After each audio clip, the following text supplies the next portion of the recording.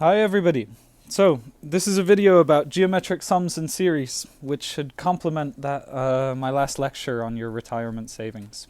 I think that lecture stands alone, but if you're interested in some of the theory behind how I calculated those retirement formulas, the formulas for your annual savings, which we had right here, it comes down to a much more general mathematical concept, which is how you add up a bunch of numbers of a certain form.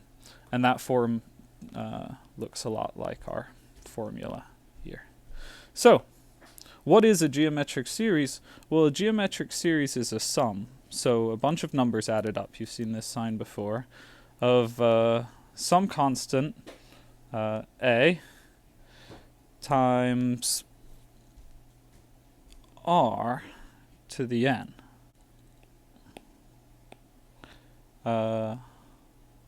R is in between 0 and 1.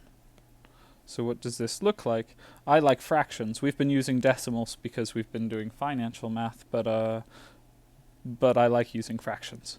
So let's give a little example. This could be like the sum from 1 to 10 of 1/2 to the n. So that's our r. And what does this look like? Well, this looks like 1/2, that's 1/2 to the first power, plus 1/2 squared, which is 1/4, plus 1/2 cubed, which is 1/8. Why don't I make this a little shorter, up to 5? So I can do plus 1/8 plus 1/2 to the 4th power, which is 1/16, plus 1/2 to the 5th, which is 1/32. And I can add all of these numbers up, and I can use a similar trick to what we did before, right? And so the trick that I did, if you remember, is I say that this is equal to s. And then I'm going to bring this down here. And then I'm going to multiply this whole thing by 1/2. So, actually, I can leave it there. So I'm going to multiply this whole thing by 1/2. So now I'm going to have 1/2 s is equal to, and then I can multiply this 1/2 times all of these terms here. So that's 1/2 times 1/2, which is 1/4. And 1/2 times 1/4, that's 1/2 times 1/4, which gives us our 1/8. And then 1/2 times 1/8, which is 1/16. 1/2 times 1/16, which is 1/32. And 1/2 times 1/32, which is 1/64. And so what we get is that s minus 1/2 of s, so we'll get 1/2 s here when we subtract these off. And then all of these terms are going to cancel. The 1/4ths, the 1/8ths will cancel, the 1/16ths will cancel, the 1/32nds will cancel. And what we're left with at the end is 1/2, which is 1/2 minus 0, minus 1/64th, which is the 0 here minus 1/64th. So we'll get 1/2 minus 1/64th. Well, now we can finish this. We can do this much more easily because, well, first of all, we can multiply by 1/2 on each side. We'll get s, multiply by 2. So times 2 over here, and then times 2 over here. And we'll get s equal to 1 minus 2 times 1/64th is 1/32. So we get s equal to 37. This is 32 over 32 minus 1 over 32. So we get s equal to 31 over 32. Good. And so we actually have a formula for calculating this, which looks a lot like our formula up here.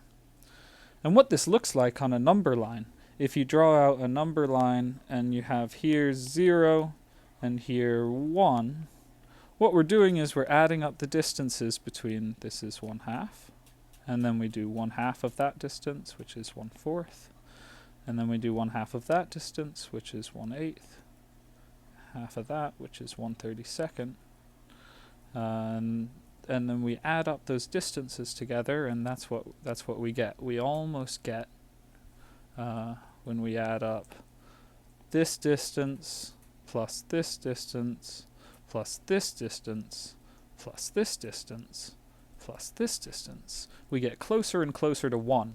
And so that's what it kind of looks like here. 31 over 32 is really close to 1.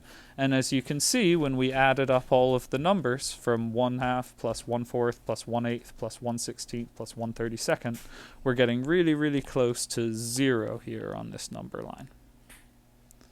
So that's what a geometric sum is, because a sum is specific to adding up finitely many numbers. And we are doing applications of finite math, but I think that series are also really interesting and can provide some, I don't know, some interesting background to what we're doing in the real world. So a series is when you add up infinitely many numbers together. And so what we can think of this as is, well, what if we take this formula, the sum of 1/2 to the n, but instead of adding up just the first 5, we add up all of the distances. And so we're adding up distances that get smaller and smaller and smaller, closer to 0, and we should get a total distance of 1. And what's cool is that we can use this same trick here to see that that's true. So let's try it. Try the infinite case. So that's the sum from n equals 1 to infinity of 1/2 to the n. So what does this look like? This looks like 1/2 plus 1/4 plus 1/8 plus 1/16 plus 1/32 plus 1/64 plus 1 over 128 plus forever. You just keep on dividing the denominator by 2. And using this same trick, we can figure out that actually, if we just set this equal to s, right? And then I multiply s by 1/2. Well, I can distribute it through, so I distribute the 1/2 through to that, and then to that, and then to that, and then to that. Why don't I write it out like this? So 1/4, because that's 1/2 times, 1/2 times 1/2 makes 1/4, and then 1/2 times 1/4 makes 1/8, and then 1/16, and then 1/32, and then 1/64. And you see we get the same terms, just shifted 1 over when we multiply everything in s by 1/2. Now we can subtract these off. 1/2 s, and what happens on the right hand side? 1/4 minus 1/4 is 0, 1/8 minus 1/8 is 0, 1/16 minus 1/16 is 0. All of these cancel off, and what we're left with is 1/2 s equal to 1/2. So what does that mean? Multiply by 2 on both sides. We get s is equal to 1. And so what that means is that the sum of infinitely many numbers, 1/2 plus 1/4 plus 1/8 plus 1/16 forever, is actually equal to 1, exactly what it should be when we look at the number line and what those distances are. 1/2 plus 1/4, 1/8 forever. One more cool property about this trick is what may seem like a paradox, so I'll present it as such. Paradox. 0.99999 forever is equal to 1.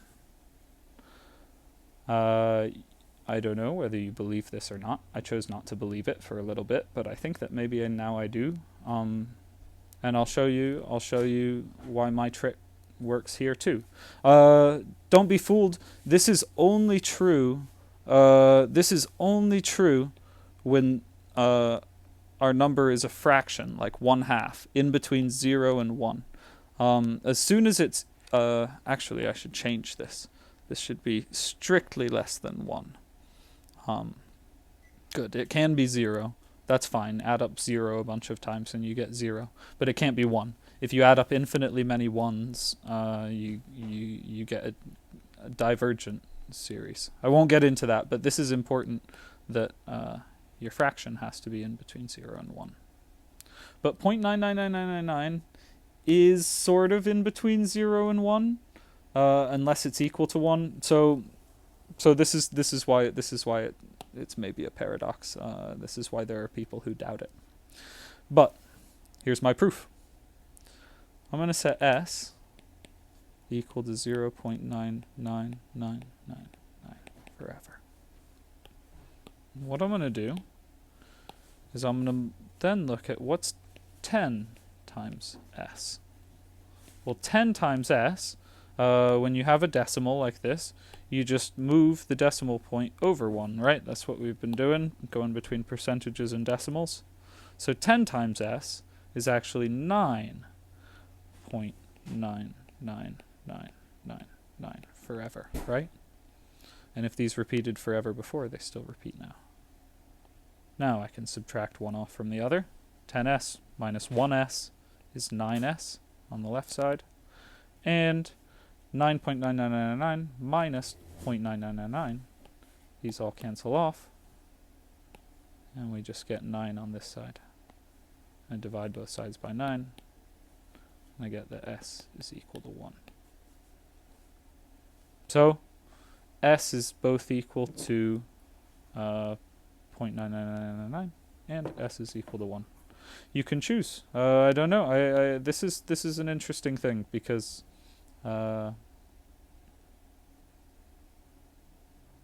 some people believe it, and other people believe that it's an example of what happens when you try and apply rules that apply to specific circumstances, as in things that are strictly between 0 and 1. And this rule is like that we can use the trick for geometric series here, but yeah. So that's that. Goodbye.